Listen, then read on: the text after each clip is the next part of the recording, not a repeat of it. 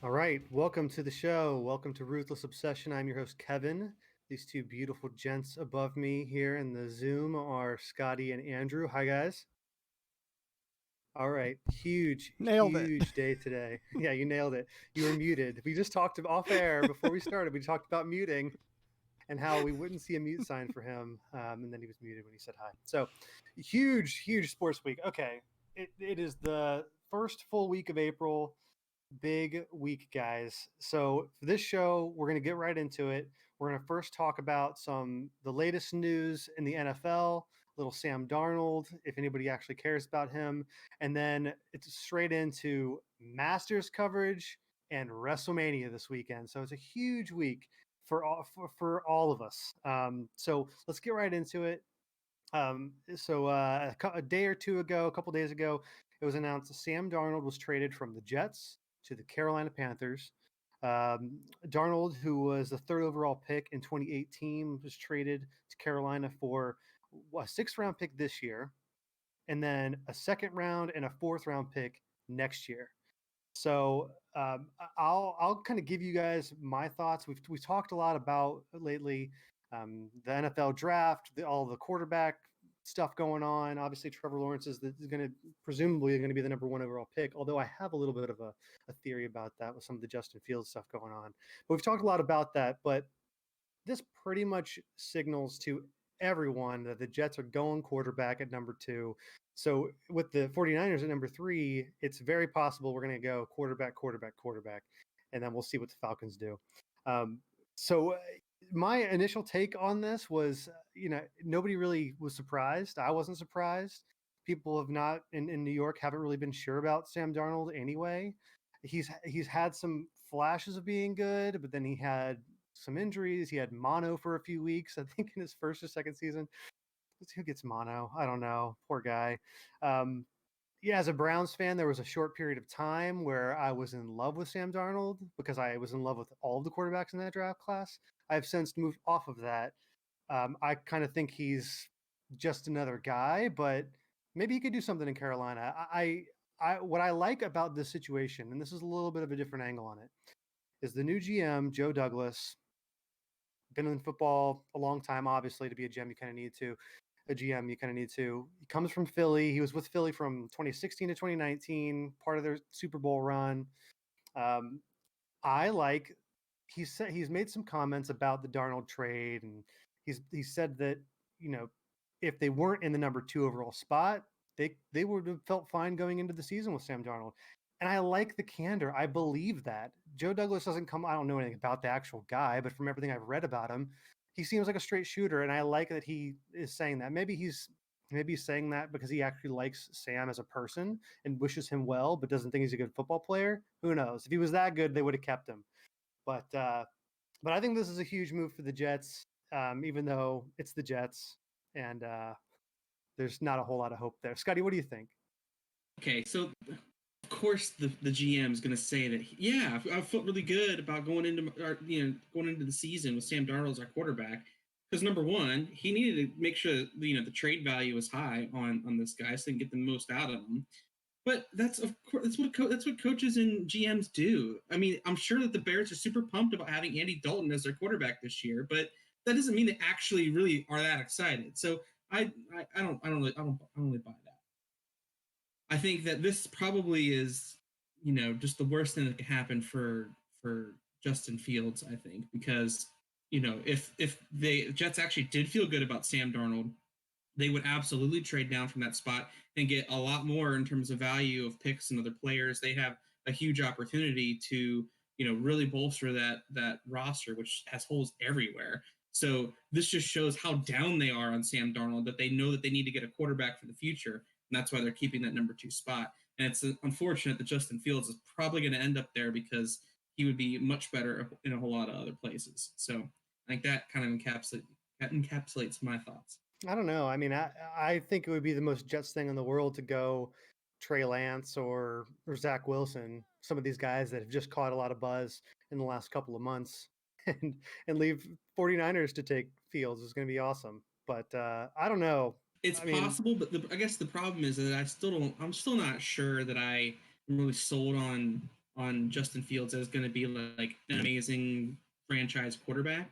So the fact that that pick at number 2, given the fact that his draft stock, and we think we talked about this last time, his draft stock is unreasonably taking a hit, but in the media, the Jets are going to go with what is going to be automatically described as a silly pick from all the scout standpoints. So then he's going to come in a big market, all the media with like these high expectations of them maybe reaching or whatever, and it's just going to be problematic for someone who really does need to prove themselves if they go to New York. You're saying Justin Fields is Yeah. He's a great prospect. People have tons of. What are you talking about? I think we just talked last podcast about how it was like Fields and Lawrence were the guy, and then all of a sudden these other people have come out of the woodwork. Okay, and Justin Fields has his value has seemingly dropped. Okay, it's his so where now value, Scotty? Right, it's exactly his perceived value has dropped to where now the ESPN corporate conglomerate who controls the thought of all sports talk is saying Fields isn't going to be as good as all these other quarterbacks. You have Kuiper and McShay out there saying that Fields should be drafted maybe top 10, but probably top 15. And now the Jets are going to take him at number 2. So now ESPN's going to be talking about how they just totally reached for him. They could have traded down. They made all these mistakes, whatever. There's going to be all this pressure on Fields now as the number 2 pick instead of maybe, falling down to, some other team at a lower pick that has a little bit less attention on him. I think it's just a bad situation for Fields. Yeah, but but Scotty, we talked all about last time we talked about Fields is all of the smoke and mirrors that come up with it. And real football people know how good Justin Fields is. There's not been any football played in the last couple months when all of this talk. We've had a couple pro days, which I'm into, but it doesn't change what real football people think. So when you say this is the worst thing for Justin Fields, I completely disagree. I would agree with you if you are buying into and feeding the whole media narrative of, oh, he's got a ton of pressure now because the Jets reached on him when everybody thought that he should have dropped. That's baloney. It has always been Lawrence and Fields, and it still is. I completely understand your point from a football person perspective. But that media is a real deal. I mean, that impact is significant. Look at what happened to Mark Sanchez. All the attention that was on him, and he just fell apart. He mentally crumbled. Yeah, he fell apart in like multiple AFC Championship games. I mean, come on, Stephen A. Smith doesn't play on the field. All right, I mean, he didn't control the game. But he plays in your head. Go ahead. Well, I was going to say, I think a lot of the time, like with those very high draft quarterbacks, there's just a ton of pressure anyway on them because they're going to arguably the worst teams in the league, and they're the ones who are supposed to turn everything around. It's like you can't just have a quarterback and expect them to be what turns everything around. You need like a lot of puzzle pieces, especially in franchises like the Jets, where it's like they don't really have a lot, so they need to fill a lot more than just a quarterback. And yeah, I don't know. There's just too much pressure there. Yeah, well, here's what I'll say about it. Joe Douglas, we went out and got your quarterback. You're going to go out and get you got your head coach. You're going to go out and get your quarterback. There's no excuses now. It's go time. Put the team together. Last thought on Darnold, Scotty, good or bad trade for the Jets? They got good value for Darnold, I think. Drew? I would say it's an okay trade. I would say it's a good trade too, especially if you are someone like Joe Douglas. When you didn't even draft the guy, there's no shame in trading him away. Get whatever you could get. So cool. All right, let's switch to talking about an annual event that is near and dear to my heart for no real reason other than just the love of sports. No, wait on that, Scotty. We'll get with your time will come. Your time to shine will come. First, and appropriately first, I would say, the Masters tournament. So I love the Masters. I love everything about it. I've got a lot of issues with golf in general, the pomp and circumstance, the clubhouse rules, the unwritten stuff. Don't walk in front of my ball, blah blah blah. All of that is pushed aside for the Masters because it's so the prestige is so overdone, it's so blown up that it's almost campy, and I just get a total kick out of it. I love all the tradition, the ceremonial tee shot, Gary Player and Arnold Palmer teeing off. I love it. The par 3 tournament, the green jacket, the caddies in all white. I love how the U.S. amateur champion plays against the defending master champion. There's so much about it I love, and I don't know. Watching Tiger win the 2019 championship, one of my favorite moments in sports. So, a huge Masters guy. I don't really follow. I wouldn't say any of the three of us really follow golf that well. I try to keep up to date on who's good, who's bad. But for the Masters, I'll get into whoever. I'll root for whoever's in the top 5 of the leaderboard. All right. But of course, none of the Masters tournament would be possible without a perfectly manicured surface to play on. So, with us here today is our senior turf grass correspondent, Eric Clever. How are you, buddy? Good. How are you guys doing? Very good, very good. So, thanks for joining us. Thanks for taking the time. I know you're busy. First off, just kind of give us the lay of the land. What kind of turf is used? How is it maintained? So there's a lot that goes into turf grass management. These people that, take care of these surfaces went to school for a long time to do it, and most of them have been in the industry for a very long time, and they make a lot of money to do it. So the course being in the South, they have warm season grasses there that we can't really use as easily in Ohio. So they're primarily Bermuda grass. Which is a C4 grass. You have your C3 grasses and your C4 grasses. So C3 stuff like Kentucky bluegrass, ryegrass, stuff like that, and then C4 stuff like Bermuda grass, zoysia grass, and the common grasses that everyone knows. But one of the issues that they have since the Masters is earlier in the spring, the Bermuda grass isn't really popping yet because you need nighttime temperatures down around 60 degrees and temperatures during the day being 80s, 90s. So they overseed it with perennial ryegrass, which is what really makes that green pop. So yeah, that's kind of the basis of what the grass is there. Yeah, is there anything unique about Augusta specifically, how they maintain it? I know there's a lot of time and energy goes into it. It's basically the face of Augusta National. It'd be nothing without the turf. Yeah, so that's so this is one thing that comes into play is a lot of it is secretive in a way, because one, it's to a degree, they try to change it up every year, kind of to keep a competitive edge. Like they mow the fairways, so they mow everything obviously at different heights. Fairways are at like 3/8 of an inch. Greens are at 1/8 of an inch. Tees are at 5/16 of an inch. So when you're keeping things that short, you have to, I guess, maintain them at a lot higher level.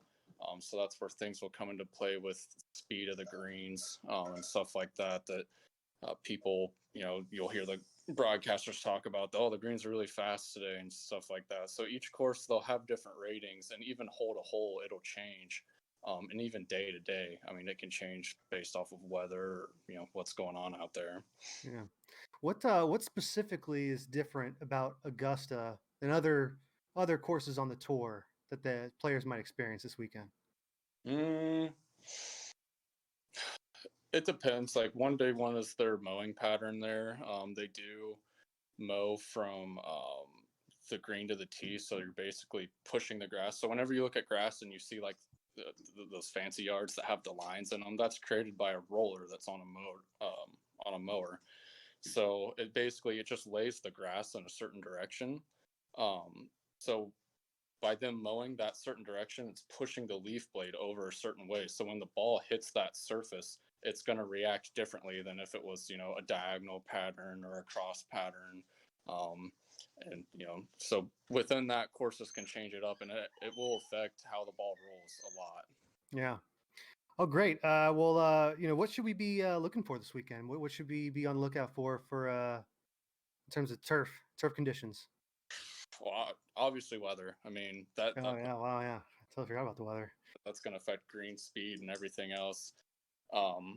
The stimp ratings of the greens, so that's the like I was talking about, the speed of the green. You know, one fun fact, so back in the 1970s, stimp ratings were like 8 and below, which is like a slower speed, to where now they're like 12 or higher. So it's kind of like how they compare it to like, oh, Michael Jordan was playing with, a bunch of 12-year-olds, to where now LeBron James like plays with a bunch of freaks. Well, now they're dealing with these stimp ratings that are just out of this world. I've been complaining about the stimp ratings for a long time. Hey. And I'll tell you what, I mean, someone's got to do something about this. It's ridiculous. And you also have to look out for, make sure that they're not piping in fake bird noises, because that's a thing. Oh, that back in 2000 in the PGA Championship, in Kentucky, someone caught fake bird noises because someone heard a white-throated sparrow in the summertime, and everyone knows that there is no white-throated sparrow in the summertime in Kentucky. Those fools. Yeah. I mean, there's so many birds they could have chosen. Don't let CBS or whoever's broadcasting get away with that, because there are birders watching. I'll tell you what, Jim Nantz has a big responsibility, integrity to uphold. It's important to, keep the integrity of the nature and the golf course all in one. All right, buddy. Well, thank you. With that, I will let you go. Get back to all your busy seeding and watering. I appreciate it. Thank you for all the good hard work you do around here. Thank you. Right. Keep the grass green. That's right. All right. With that, Scotty, I want to get your take on the Masters in general. I mean, what does the Masters mean to you? Well, that's a tough act to follow, but after that extensive, analysis, it's really hard. I actually feel like a little bit more informed. And my opinion has changed just slightly, but only just slightly. Because I honestly, sorry to interrupt. It is good that you are informed. I mean, he is our grass expert. I mean, if you weren't informed, I'd be a little bit, I don't know. He helped me look at this in a different way. However, I still have to say that the Masters is basically boring Daytona. Like, I love, it's an annual event, that there's some pomp and circumstance, there's some history and tradition, and, that's, it's really all nice, but at the end of the day, it's just boring Daytona. I mean, it takes forever. It's a 4-day event. Some days, sometimes entertaining, but often, the leader is so far ahead that it's very rare that you get that last minute drama that makes the sport so great. In fact, you could probably like, on one hand, name some dramatic moments out of the millions of Masters and just golf tournaments in general that there are that produce those types of moments. So at the end of the day, I just like, it's cool. I like it. It's, kind of reminds me of like, like just like a grandpa, like it's just some good memories, but like, it's not exciting. I mean, can you even name the last 5 winners? Absolutely, I can. Dustin Johnson, Tiger Woods, Patrick Reed. No, I'm not looking up. I know this, but just by heart. Are you kidding me? Sergio Garcia won in a playoff. And actually, how dare you say that there isn't any exciting moments? I mean, 6 of the last, I don't know, in the last 15 years, 6 of the last tournaments have gone to a playoff. There's nothing more exciting than playoff golf. Are you kidding me? And I'm not being sarcastic there. I know you might take that as sarcasm, but I'm serious. There's a handful of more exciting things than playoff golf. That does not mean that playoff golf isn't exciting, but there's a lot more things and more entertaining than playoff golf. I mean, shootouts in the World Cup are more exciting. Down the stretch, 3 wide, finishes in a NASCAR race is more exciting than playoff golf. I would say playoff baseball and extra innings playoff baseball is more exciting than playoff golf. I mean, it's cool, it's good, but also you only named 4. What's the 5th one? Who won the last 5? It was oh gosh, he's not like a major guy on the tour anymore. I think I remember being an English guy. You're looking. You got it. Will it? No, it's something like that. I'm telling you. It's not. There have been a couple lesser known guys. They're not always your, I don't know, Bubba Watsons and Mickelsons and stuff. The guys you listen. You're allowed to not be a golf fan. I'm not trying to convince you to, but with any sport, there are certain events, certain moments, certain tournaments that hold a ton of meaning, and the Masters is absolutely one of them. It's one of the richest traditions in all of sports. So for you to just dismiss it as something reminds you of your grandpa, that's pretty disrespectful, Scotty. I'm just a little disappointed in you. I would say it's a pretty good compliment to refer to it as boring Daytona. I mean, it is the Daytona of the golf world, and it's also more boring. So it's a pretty accurate yet still honorable, compliment, I would say. Andrew, what do you got on the Masters? Well, I do actually thoroughly enjoy watching the Masters. I find it to be like, so I think in general watching golf can be pretty boring, but watching the Masters, like you actually get to experience how zen watching golf it can be. Yes. Which is like something that I think is really taken for granted. Like in sports, a lot of the times, a lot of people only like watching it because it's high energy, like like go go go, everything's moving. But when you get to watch the Masters, or like people who aren't into baseball, when they watch like the World Series or whatever, you start to realize like some of the little nuances about watching that sport that's a little bit slower that really like makes you kind of want to watch it more. But then you like either don't, or you don't make time for it, whatever. But like I do enjoy the Masters, just zen sport to watch. You get you don't feel bad drinking Arnold Palmer's or like spike them, whatever you gotta do, and you don't feel weird about that, and then you just kind of edge out, hang out, grill. I'll tell you, yeah, chill. I'll tell you what, Drew. I'm so glad you brought that up. Scotty, not every sport can just be monster energy drinks and just going as fast as you possibly can. Sometimes you need to dial it back, appreciate the beauty of sport. It's also an incredibly easy sport to explain to newcomers because there's so much time in between shots. You can explain the science. I'm just telling you, when you're watching something like hockey, if you're paying attention to it and trying to explain it to someone, you're going 1,000 miles a second, and there's too much to look at. You get distracted. It's hard. I'm glad you brought that up, and that is why every game matters in baseball, Kevin. Those are two different arguments, and we won't get into it now. It's the same argument. I'm a baseball fan. I love the slow-paced nuance of a game, and I can appreciate that in golf. But I'm not going to watch 4 full days of it. I will watch Sunday at 6 o'clock in that evening when it's the last round. I'm going to check to see if, the difference between number 1 and number 2 is close. And if it is, I'm going to watch it. But other than that, it's something that's like, oh, yeah, cool. It's Masters weekend. I like the commercials on CBS. Awesome. That was my last question to finish off this topic, is how much of this Masters are you going to watch? Scotty, thank you for your answer, even though I don't even know if it'll be still on by then. I always pay attention to the first day. I pay attention to Friday to see who makes the cut. Saturday, if I'm not out and about, I'll watch it. Then Sunday from about noon on, that's prime time Masters. Drew, how much will you watch this weekend? I watched the first and the last day. I love watching the first day. It gets you kind of into it, and then you got to finish it out. So, it's beautiful.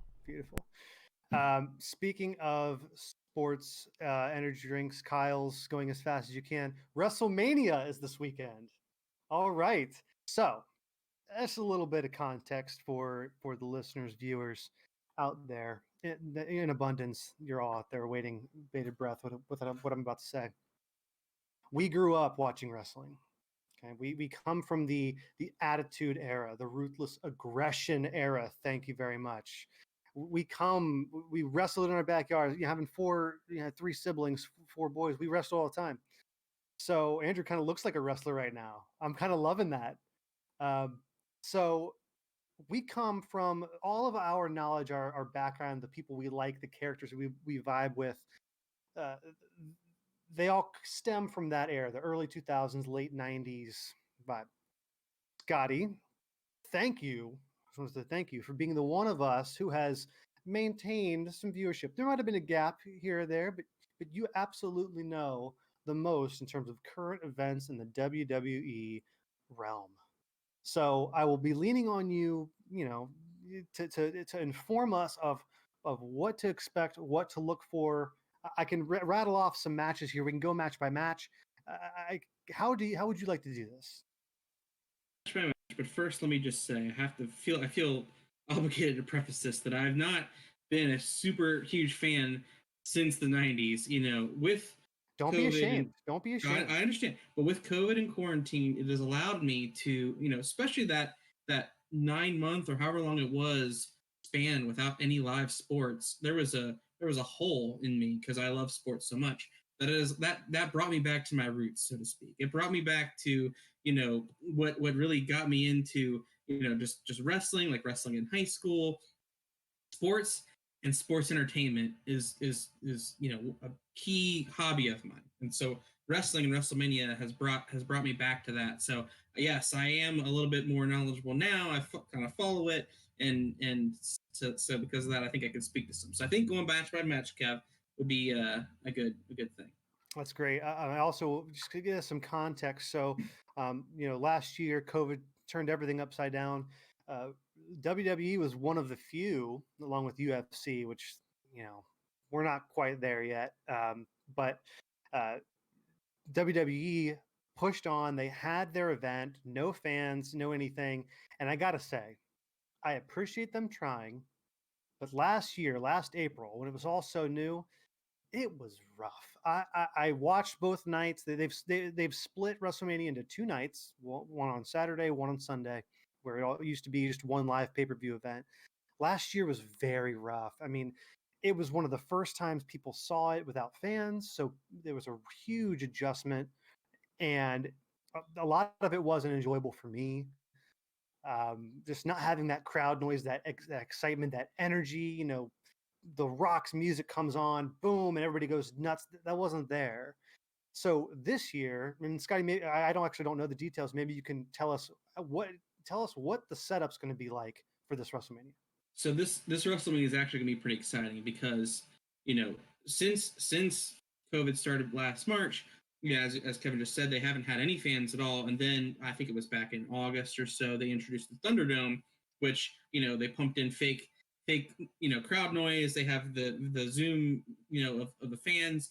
It made it a lot more bearable to watch, a lot more entertaining. You could feel like there was some crowd presence there, but there was no.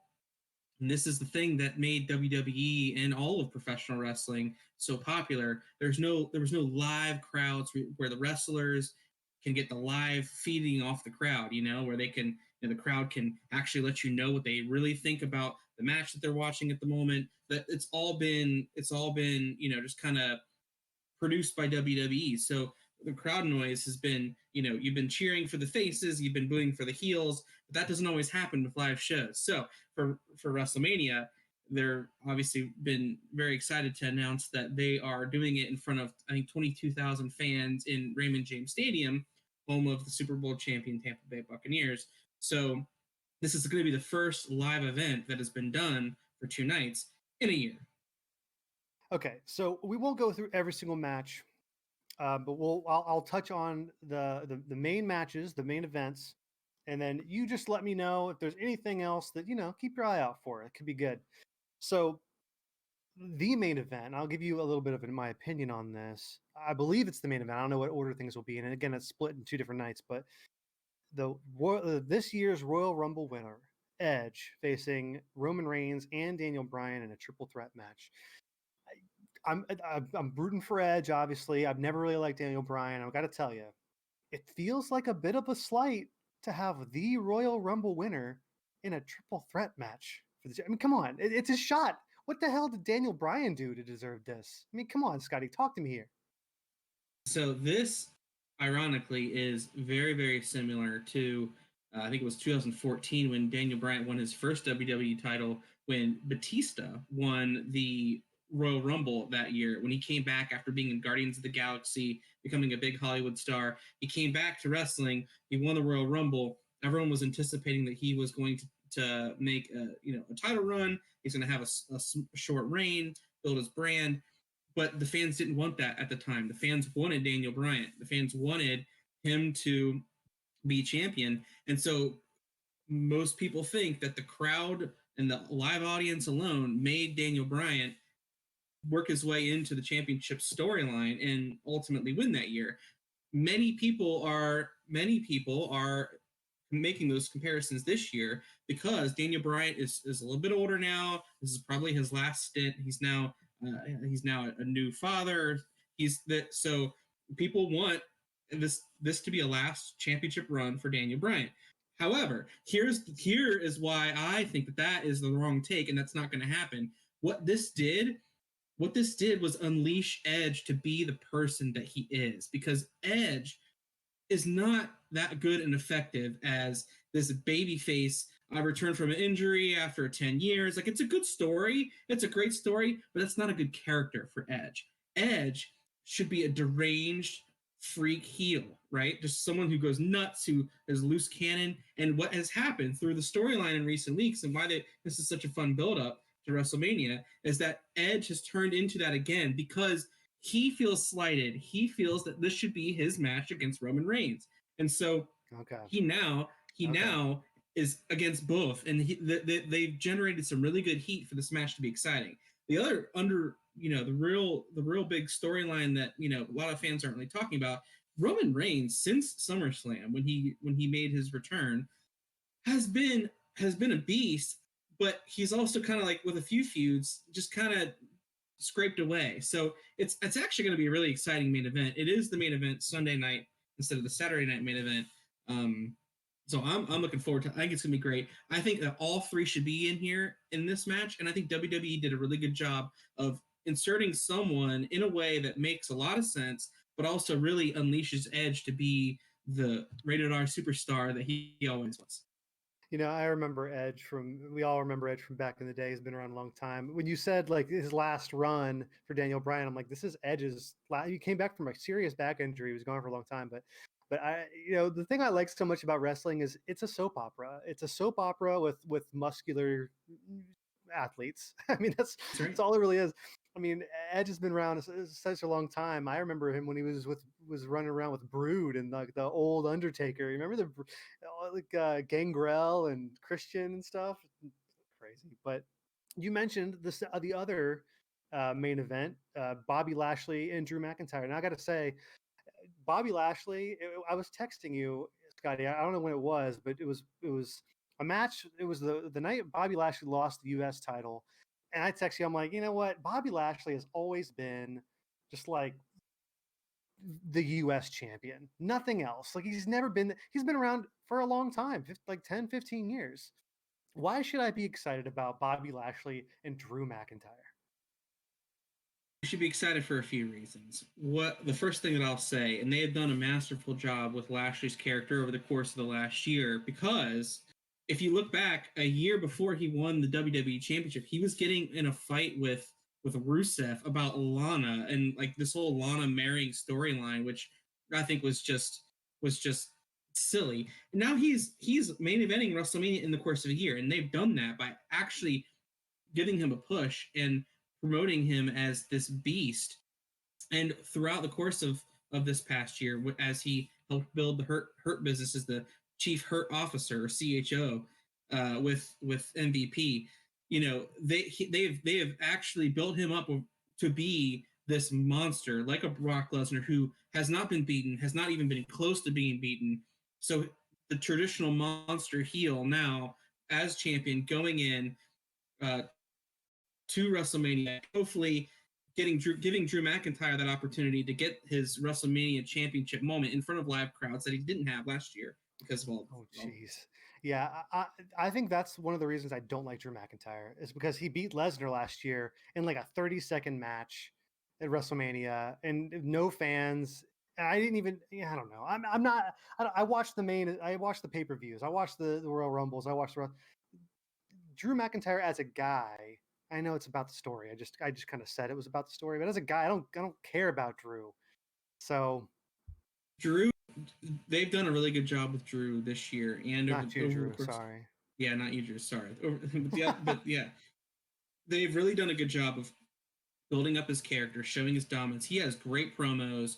He is the traditional everyman face who has been through some hardships, He's overcome them. He's a good role model and example. He's got kind of a cool little gimmick, with the Claymore and cool entrance, and they've done well with him. But truly, the real unsung hero here, and what I really I really want to just be able to say is MVP. MVP, man, coming back. Like you seem like you've been wanting to say this for a long time. I have. Get it off your chest, buddy. Express yourself. Because MVP made Bobby Lashley. He made this main event. Like him establishing the Hurt Business as this cool stable that was mostly heel, but sometimes like this whole ridiculous Retribution feud. Like they became the faces in that feud by like just whooping the crap out of Retribution.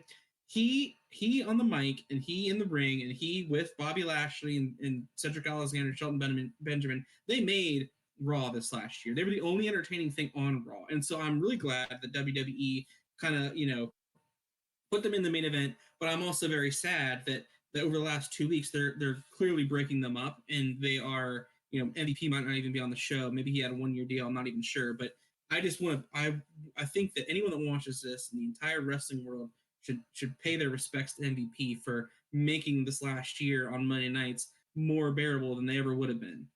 Okay. Last match that we'll highlight here, and it's not going to be the Nigerian drumstick match. What is it? The Nigerian drum match between Apollo Crews and Big E.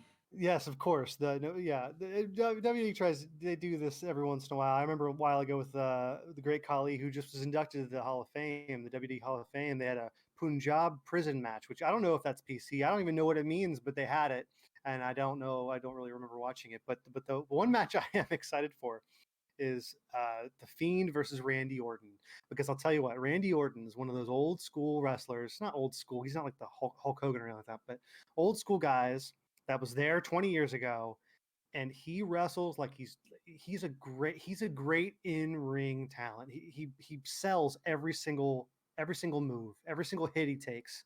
I love watching Randy Orton, and I think The Fiend is that way too. And aside from The Fiend literally dying earlier this year, I'm really excited for this match. Tell me about it, Scotty. This match definitely is I would say out of all the matches in this WrestleMania, this feud has been the longest build up, I suppose. It's going to be interesting because obviously Bray Wyatt, aka The Fiend, has not been in the ring since TLC.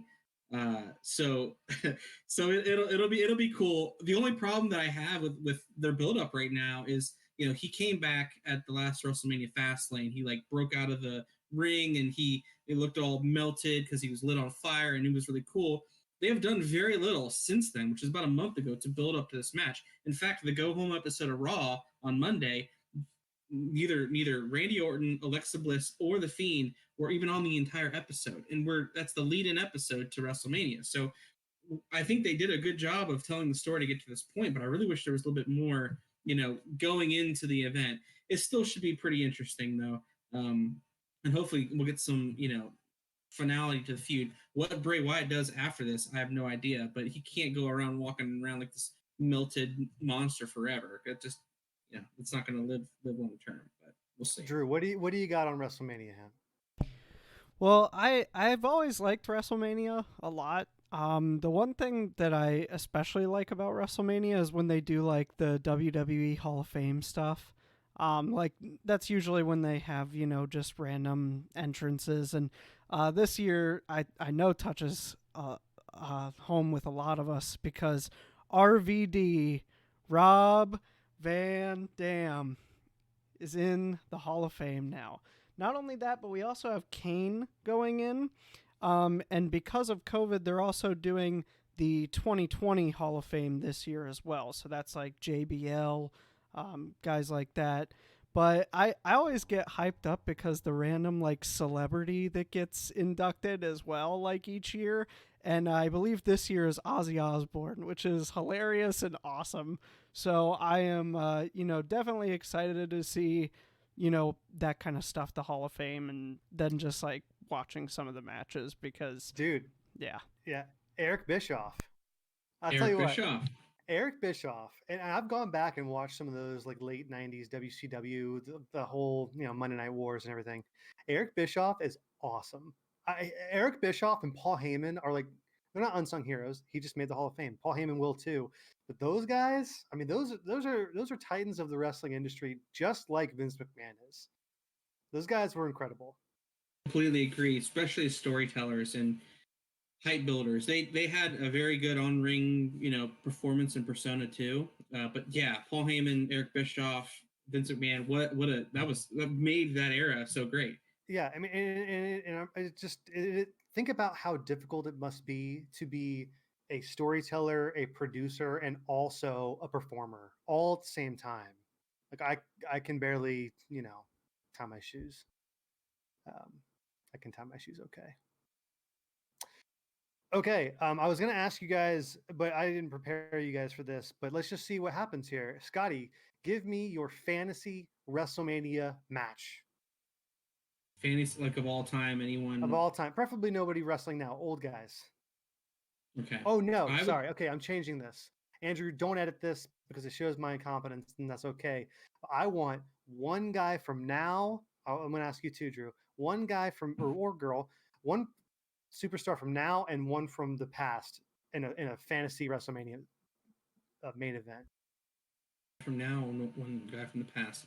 Okay, I would have to say I would like to see Roman Reigns against The Rock, and that actually might happen.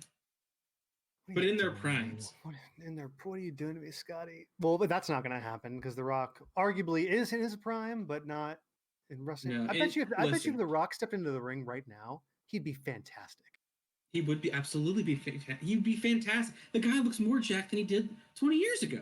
First of all, but seriously, let me just defend this a little bit before you dismiss it. They share the same ancestry, the Samoan, and the lineage of that whole family and just Samoans as wrestlers, that whole group. They can make a very intriguing storyline today, let alone seeing how they would be back in their primes. I think that'd be I'd love to watch it now.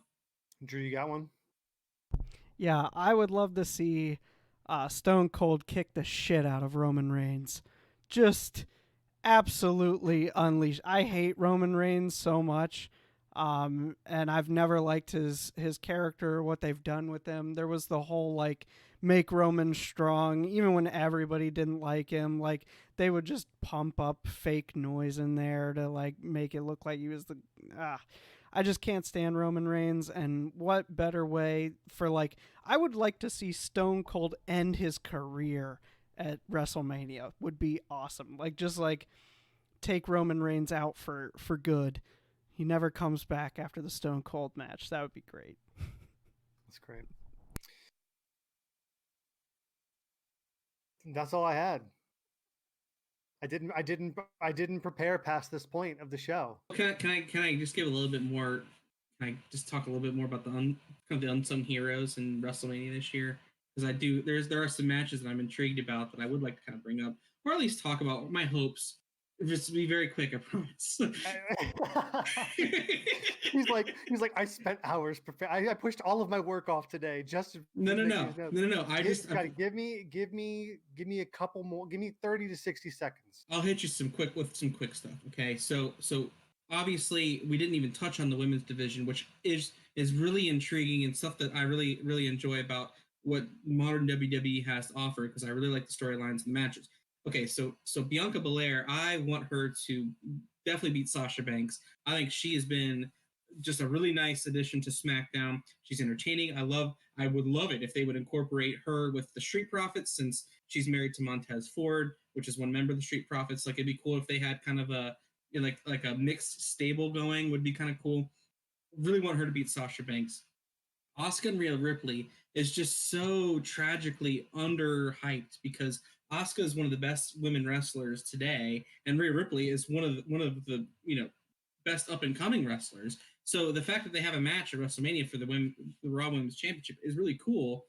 I definitely want Rhea Ripley to win, and I want her to win in significant fashion, because, and this is what I'm really hoping happens here, I really hope that my girl Becky Lynch makes a return at WrestleMania and challenges Rhea Ripley. I think they could have a really good program over the course of the spring and maybe leading into summer and SummerSlam. I think it'd be really entertaining to watch. So I really hope that happens, and I won't be disappointed if it doesn't. But you'd get a pop from me if I was in that crowd. Last thing. Yeah, go ahead. Oh, excuse me. No, please, right. Scotty, please. I stepped on your. It's okay. It's quite all right. Can you guys hear me? Can you hear me? Okay, cool. Last thing that I want to talk about. Oh, no, can you? Yeah. Last thing I want to talk about very quickly is something that I originally hated the idea of, and this is the Shane McMahon Braun Strowman feud that they just kind of manufactured out of nowhere, and they, all started from Shane McMahon calling Braun Strowman stupid, and that's literally how this whole thing started. Is Braun Strowman's this giant monster, and Shane McMahon is this little rich, daddy's boy. I can do whatever I want in the company, saying I'm stupid, you're stupid. Like, I thought it was really dumb this entire time, and I really felt bad about myself for even investing minutes watching it each Monday night. But now I kind of am into Braun Strowman kicking Shane McMahon's ass in a steel cage. Like, that actually, I will get a lot of joy and fulfillment out of that match, and Braun Strowman just wrecking Shane McMahon. So because of that, I guess I have to give kudos to WWE to make me interested in that. Well, and that Shane McMahon's going to do one of the classic Shane McMahon things. So it is always nice to have that, like, at those big pay-per-views. I mean, I love watching, like, the stunts, and Shane McMahon never disappoints there. The guy's 50. So. He's going to kill himself. That's what we've been saying for years now. We've been saying that he was going to kill himself when he was jumping off the Titantron. So he's never been in shape or anything. Yeah, never. Dead serious. I'm not even joking. I've been watching Raw. If you look at Raw 6 weeks ago when this whole feud started, so again, there's only been like 5 minutes to lead up to this, right? At the when you watch WrestleMania this weekend, watch the promo and the build up. You can see Shane McMahon lose like 20 pounds in 6 weeks as he gets into shape to watch this match, and how you can just tell that he just does whatever he wants for an entire year, and then come winter, he's like, well, I guess I better get in shape for WrestleMania again. Like, you can see the evolution in his face, let alone his body, as he gets built up to this match. It's just a wild thing to watch that you probably wouldn't have noticed 20 years ago. One thing, though, about Shane McMahon is he has one of the best entrance songs ever. Here comes the money. Yeah, I love it. That's up there. Here we go. And this tells you everything you need to know about our show here. We spent about 8 to 10 minutes on the Masters, what I called one of the most tradition-rich sporting events in the entire world. And we spent about 35 minutes on WrestleMania. So there you go. Daytona. Ruthless obsession. There you go. I got a top 3. Who wants it? All right, Scotty wants it. Scotty, top 3 things to do at the beach. Throw a frisbee. Swim in the water. Get a tan. There you go. Andrew, top 3. In the spirit of WrestleMania, I want your top 3 wrestlers. Whoa. Hold on a minute. Like, mine personally? That is a big question. 3. Okay, well, top 3 wrestlers. That's a whole show right there. Okay, well, I will give you my top 3, like, my favorite. So I gotta say, number 3 is the Nature Boy Ric Flair. Number 2 is Brock Lesnar, and number 1 is Jeff Hardy.